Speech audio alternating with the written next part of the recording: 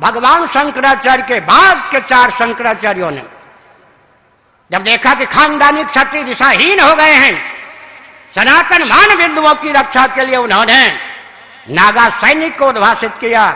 मैं बड़े लाड़ प्यार से अपनत्व से पूछना चाहता हूं, वो नागा सैनिक अपने लक्ष्य पर अडिग हैं, करोड़ों किलोमीटर दूर भटक गए, बहुत दूर चले गए।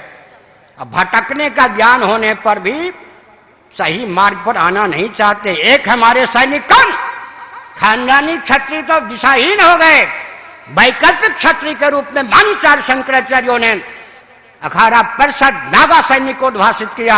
आज नागा सैनिक हैं लक्ष्य से सुदूर। 300 वर्ष पहले मान्य गुरु गोविंद सिंह जी ने हिंदू धर्म की रक्षा के लिए खालसा पंथ बनाया। आज लाखों की संख्या में विश्व में सिख हैं, सैनिक हैं, लेकिन सनातन मान बिंदु की रक्षा के लिए नहीं है। दूसरे सैनिक भी हमारे साथ नहीं।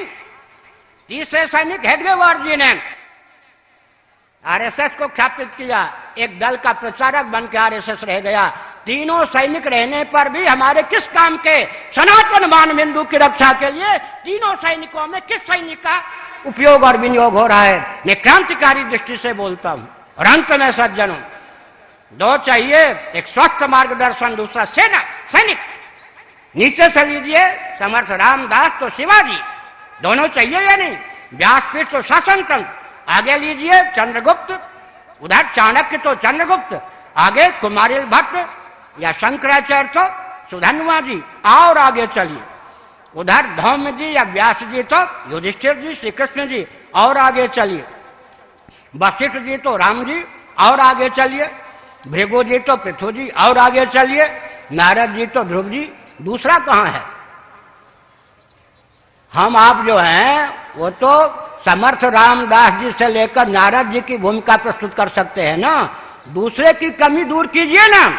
हम अहिंसा के पक्षधर हैं, लेकिन बौद्धों की झूठी अहिंसा ने देश को गर्त में डाल दिया। गांधी जी की झूठी अहिंसा ने भारत को गर्त में डाल दिया। हम छात्र सेना, छात्र संघ के समय छात्र बल के पक्षधर हैं। अरे राजनीति का अर्थ होता है छात्र धर्म। राजनीति और राजधर्म पर्यायवाचक हैं या नहीं? उसका एक नाम होता है दंड नीति, उसका एक नाम होता है अर्थनीति। एक उदाहरण देता हूं।